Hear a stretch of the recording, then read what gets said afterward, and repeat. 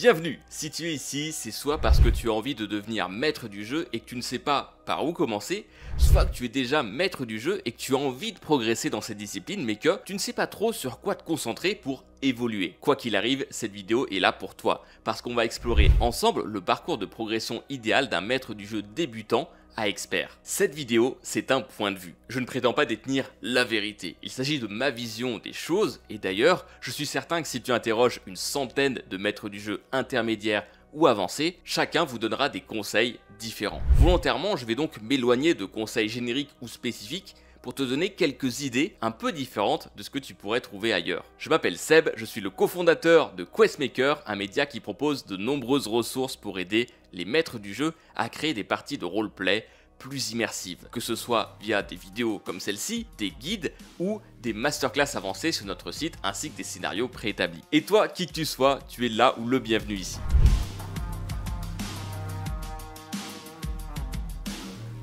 Commençons par le début. Imaginons que tu découvres le roleplay ou même que tu connaisses le roleplay en tant que joueur ou via des contenus que tu as pu voir sur le sujet. Et tu te demandes comment démarrer. Est-ce que je dois acheter un livre? Est-ce que je peux créer mon univers de toutes pièces maintenant? Comment trouver mes joueurs? Comment créer des scénarios immersifs et fun? Toutes ces questions sont légitimes, mais le problème, c'est que si tu es au stade où tu n'as pas encore lancé ta partie en tant que maître du jeu, ces questions, elles peuvent te freiner et t'empêcher de franchir la toute première étape qui est de lancer ta première partie en tant que maître du jeu. Bien souvent, on s'enferme dans des milliers de questions et certes, je le comprends, ne pas avoir les réponses, ça crée de la brume, ça crée de l'appréhension. On a peur de ne pas être à la hauteur. Mais finalement, c'est comme tout dans la vie. Quand on entreprend quelque chose, ça demande juste un petit élan de courage, un déclic pour te dire « allez, j'y vais ». Le courage, ce n'est pas quelque chose d'inné ou de naturel. C'est juste qu'à un certain moment, on a de l'appréhension certes, mais on décide d'y aller quand même. Comme tout le monde, parfois je vais faire preuve de courage et parfois de lâcheté. Et c'est ok. Regarder ce type de vidéo, ou celle de nos confrères, c'est ce qui peut te faire le petit déclic qui te manque pour te lancer. Souvent, on pense qu'il faut être super préparé pour lancer son roleplay et avoir lu des livres de règles de 400 pages. Mais je vais te raconter une petite histoire. Celle de mon tout premier roleplay en tant que maître du jeu. Je pense que j'avais 8 ans environ et j'étais en vacances avec mes parents et ma sœur. Et ce jour-là, des amis de la famille nous ont rejoints. Leur fils devait avoir 10 ou 11 ans et il m'a fait jouer à mon tout premier roleplay, sans pour autant que ce soit formellement appelé comme ça. On a juste joué comme le font les enfants. Cette aventure, elle m'a énormément marqué. Il avait fait preuve de créativité et je me suis senti vraiment comme un héros des JRPG auxquels je jouais à l'époque. Mais surtout, il m'a motivé comme jamais à créer ma propre aventure et à la faire jouer à mon tour à quelqu'un. Et ça tombe bien parce qu'une semaine après, des amis nous ont rejoints en vacances et j'en ai profité. J'ai préparé ma première aventure de roleplay. Le problème, c'est que déjà, j'avais pas de dés. Ensuite, j'avais aucune idée des règles du jeu puisque mon précédent maître du jeu nous les expliquait qu'au fur et à mesure. Je n'avais donc aucun support et j'ai dû tout faire à ma sauce. Ce que j'ai donc fait, c'est que j'ai créé un groupe de 4 personnages que mon joueur devait incarner et jouer au fur et à mesure de la partie. Ainsi qu'un monde avec une sorte d'intrigue que j'avais recopié d'un jeu, je pense que c'était Golden Sun ou quelque chose comme ça, qui m'avait marqué à l'époque. Et ça, finalement, c'est la règle que tous les créatifs connaissent. De la contrainte vient la créativité. Et toi-même qui regardes cette vidéo, que tu te considères comme quelqu'un de créatif ou non d'ailleurs, que tu crées régulièrement des choses ou non, la vérité, c'est que tu as été un enfant. Et que donc cette règle, tu l'as connue et utilisée tous les jours, quoi qu'il arrive. Et ça, j'en suis certain. Les enfants sont des génies créatifs. Ils sont capables de s'amuser pendant des heures, même avec très peu. Toi aussi, je suis certain que tu as été comme ça. Si c'est quelque chose que tu as perdu avec le temps, c'est normal. La vie nous éloigne parfois de la prise de risque. Notre passé nous confronte parfois à des souvenirs de gêne. Mais dans le fond, si tu as envie de t'y mettre, tu dois juste t'y mettre. Oui, tu peux acheter un livre si tu en as envie. Oui, tu peux regarder pas mal de vidéos si ça te rassure. Mais le fond du sujet, c'est que tu dois réunir ton groupe de potes et lancer ta première partie. C'est ça la première étape. Et elle a plein de vertus. Bien sûr, ton aventure, elle sera imparfaite. Mais encore heureux, que serait la vie sans progression? D'ailleurs, comme dans tout roleplay, tes personnages vont évoluer. Et bien c'est pareil pour toi en tant que maître du jeu. Quand tu as fait ta première aventure, déjà, ça change tout. Tu sais si ça te plaît d'être maître du jeu, tu sais ce qui a bien fonctionné, ce que tu dois retravailler et ce que tu dois changer. Si tu veux savoir comment constituer un groupe de joueurs, dis-le moi en commentaire. Et s'il y a assez de monde intéressé, on fera une vidéo spécifique à ce sujet. Maintenant, une fois que tu as fait ta première aventure, tu as généralement deux choix possibles. Le premier, c'est « Putain, j'ai trop envie de rejouer ».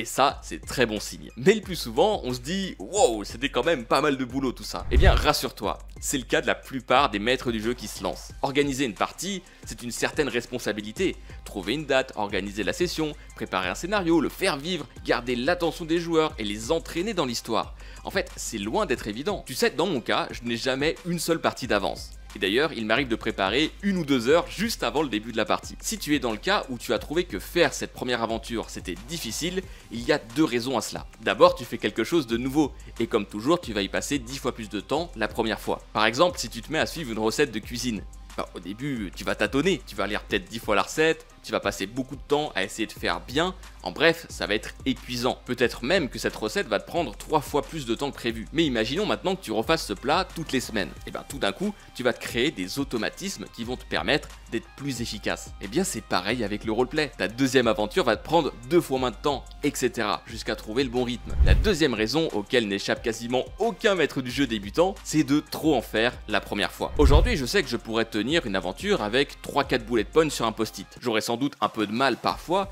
mais je suis sûr que c'est faisable. Alors qu'au début, j'avais prévu plein de scènes, des rebondissements de partout, plusieurs combats, des enquêtes, etc. Tout ça dans la même aventure. La réalité, c'est que tu dois laisser de l'espace à tes joueurs. Donc certes, tu dois préparer un minimum, mais tu ne dois pas non plus trop préparer. Pour ça, tu dois te forcer sur ta prochaine aventure à préparer moins. Là-dessus, tu as 2 écoles. La première, pour les plus pragmatiques, c'est de te dire « Ok, je vais juste couper telle et telle partie et je vais pas détailler ici pour laisser plus de place à l'impro. » C'est pas forcément simple à faire et ça correspond pas forcément à tout le monde parce qu'il faut accepter de tuer des idées. Vu qu'au début ce n'est pas évident, il existe une deuxième école beaucoup plus bourrine mais elle marche très bien. Tu te laisses un laps de temps spécifique pour préparer ton aventure. Pourquoi est-ce que parfois je prépare mon aventure 1 ou 2 heures seulement avant le début de jouer? Parce que comme ça je suis certain d'aller à l'essentiel. Alors certes ce n'est pas toujours le film hollywoodien mais ce n'est pas ce que te demandent tes joueurs. En plus parfois dans la vie t'as pas toujours le temps de préparer beaucoup. Donc il faut être capable de préparer en peu de temps. Si tu fais ça, tu vas débloquer l'étape suivante de ta progression, celle de jouer beaucoup plus souvent. Plus tu joues, plus tu vas progresser.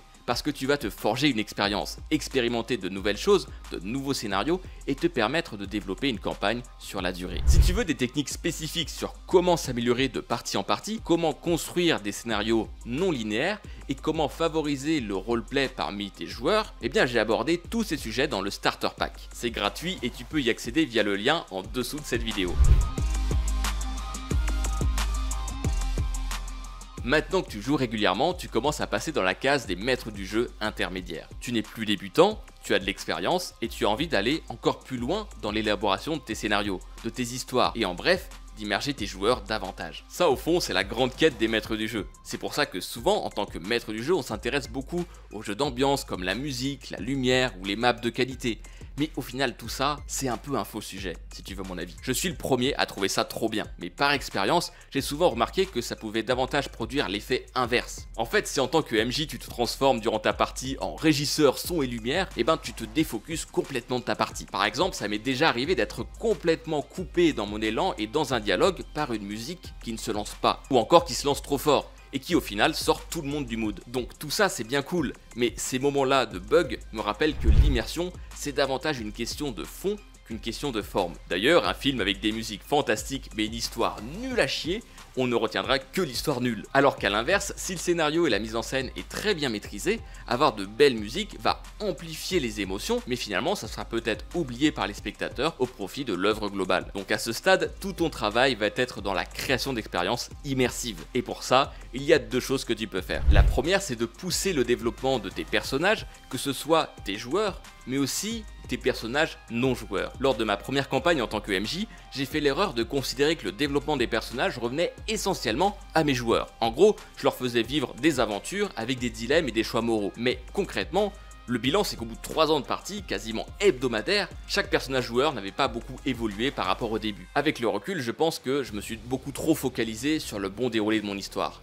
Et je n'ai donc pas pris en compte les aspirations de chaque personnage. Je ne l'aurais pas assez mis en phase 2 des choix ou des aventures prenant en compte leur background personnel. Même si développer l'histoire est très important pour toi en tant que maître du jeu, c'est tout aussi important de laisser quelques sessions, soit pour développer davantage les personnages joueurs, en reprenant par exemple leurs points de leur histoire personnelle, ou en les approfondissant. Ça peut se faire par des prises de position, par le développement de leurs compétences, ou par des dilemmes émotionnels, ou encore en leur faisant vivre des expériences qui vont souder les liens dans le groupe. Chez Questmaker, on est adepte d'utiliser des quêtes spéciales joueurs absents. L'idée c'est qu'il arrive toujours qu'un joueur ne soit finalement pas présent lors d'une partie, soit pour un oubli, soit pour une contrainte personnelle. Parfois ça se fait même à la dernière minute. Plus ton groupe est nombreux, plus ça peut arriver, et ça c'est assez frustrant pour tout le monde. Alexis de Questmaker m'a expliqué que, dans ce cas-là, il maintenait quand même la session et qu'il proposait à la place une aventure courte d'une seule session, spéciale pour ces moments-là, dont le seul but est de faire vivre une histoire aux personnages joueurs afin de leur permettre de les développer davantage. Le développement des personnages, c'est aussi le développement des PNJ. Cet aspect est tout aussi important pour le bon déroulement d'une histoire. En fait, si tu arrives à développer à la fois les personnages joueurs et les personnages non joueurs, tu donnes vraiment cette sensation d'un monde qui bouge, qui évolue, qui change. Pour ce faire, tu dois travailler sur l'idéologie des personnages non joueurs, sur leur passé, sur leur vision du monde. Plus tu vas creuser cette dimension, plus tu vas pouvoir orienter ton personnage dans une direction. Durant les aventures, il y aura des moments clés où ces PNJ se révéleront. Et ce sont ces moments où tes joueurs se rendront compte du chemin parcouru. Les doutes, les réflexions, les prises de position des PNJ permettent de décider des points d'étape dans ton aventure. Et tu vas pouvoir le construire au fur et à mesure, que ce soit par des alliés ou des antagonistes, ou même ton grand méchant. Il existe plein de techniques pour faire ça, et on en parle régulièrement dans notre newsletter. Alors n'hésite pas à la suivre. Petit à petit, le fait de créer cette sensation d'un monde qui bouge, c'est comme ça que tu vas devenir un MJ de plus en plus expérimenté. Non seulement tu vas progresser dans les quêtes que tu proposes en jouant régulièrement, mais en plus de ça, tu vas insuffler de plus en plus d'émotions positives ou négatives au fil de tes parties, ce qui va créer une implication émotionnelle de la part de tes joueurs, et donc les immerger davantage. Et petit à petit, au fil du temps, tu vas rentrer dans une autre phase, celle des maîtres du jeu experts. Alors moi perso, je m'estime pas trop dans cette catégorie encore. J'ai plein de choses à apprendre, mais j'ai une petite idée des choses principales qui, dans mon cas, me manquent personnellement pour atteindre le niveau supérieur. Avant de te parler de ça, je voulais te parler de ce qui m'a personnellement le plus aidé à progresser sur le jeu de rôle. C'est le concept de rétro-engineering. L'idée c'est de prendre quelque chose de fini et de réfléchir à comment est-ce qu'il a été conçu. Par exemple, on est sur YouTube et les youtubeurs et les créateurs de contenu passent leur temps à essayer de comprendre comment marche l'algorithme YouTube, comment telle vidéo est mise en avant, qu'est-ce qui favorise ou non le clic, etc. etc. Et bien ce principe, tu peux l'appliquer à toutes les histoires et fictions que tu regardes. Si tu es en face d'un animé, d'une série ou d'un film qui t'absorbe complètement, eh ben fais un pas de côté et demande-toi qu'est-ce qui m'a entraîné dans l'histoire. Quel est le moment où je me suis senti personnellement en tant que spectateur impliqué dans celle-ci. Pour commencer, tu peux faire ce qu'on fait de temps en temps sur notre podcast qu'on publie sur cette chaîne. Tu prends une scène qui te plaît et tu te demandes comment est-ce que tu pourrais la refaire dans un roleplay. Ça, c'est une bonne méthode pour te donner de nouveaux challenges créatifs, mais aussi pour ne jamais être à court d'idées. Picasso disait « Les grands artistes copient, les génies volent ». Concrètement, ce que ça veut dire, c'est que si tu voles une idée de scénario, eh bien elle est à toi. Tu peux en faire tout ce que tu veux. Alors qu'est-ce qui permet d'être un super maître du jeu de folie une fois que tu maîtrises déjà tout ça? J'ai appris il n'y a pas longtemps qu'il existait des maîtres du jeu professionnels, payés pour animer des sessions. J'ai trouvé ça super intéressant et j'ai eu la possibilité de discuter avec l'un d'entre eux.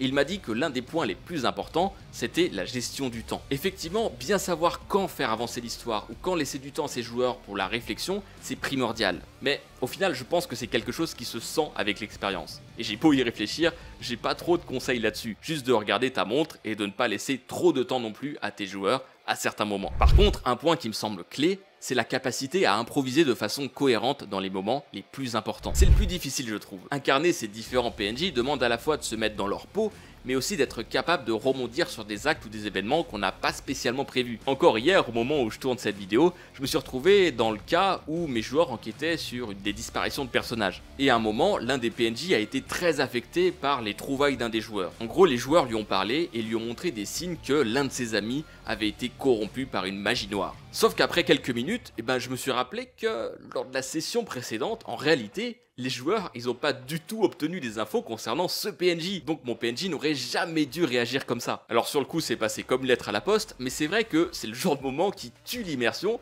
et qui peut aussi faire capoter une énigme ou une enquête. Savoir incarner ses personnages, oser plus et improviser correctement dans les situations critiques, c'est la marque des grands MJ. Faire du théâtre d'impro, ça peut beaucoup aider. Préparer quelques éléments de langage également, et puis après, c'est comme pour tout, il faut beaucoup pratiquer petit à petit pour apprendre de ses erreurs et progresser. Enfin, la marque des grands maîtres du jeu finalement, c'est de savoir réunir toutes ces compétences, des plus élémentaires au plus subtil. Les grands MJ, ce sont ceux qui sont capables de t'entraîner en tant que joueur dans une immersion émotionnelle à tous les niveaux, que ce soit par l'intérêt du scénario, par les différentes émotions véhiculées, par les personnages, par les descriptions saisissantes et les scènes d'action épiques et cultes dont tes joueurs se souviendront longtemps. Tout ça finalement, c'est un long chemin, mais tellement riche et intéressant. Bien sûr, chacun d'entre nous n'a pas les mêmes aspirations. Certaines personnes veulent devenir maîtres du jeu pour jouer avec leurs amis de temps en temps et s'amuser. D'autres en font une vraie vocation et veulent apprendre à devenir des conteurs hors pair, capables d'emmener leurs aventuriers dans des mondes riches, complexe et profond. En fait, tout se vaut. Il n'y a pas de voie meilleure qu'une autre. Il s'agit juste de toi et de ce que tu as envie de faire sur le moment. En tant que maître du jeu, tu es un créateur, un storyteller qui conçoit des univers et entraîne son groupe avec lui. Plus tu prendras du kiff à vivre ce rôle à fond, plus ça se ressentira et plus tes joueurs vont kiffer jouer avec toi. Si tu as envie d'avoir d'autres méthodes pour démarrer le jeu de rôle ou progresser avec des méthodes concrètes et des outils de game design, je te recommande d'aller voir cette vidéo qui est dédiée au sujet. Abonne-toi à Questmaker si ça t'a plu et on se retrouve très vite.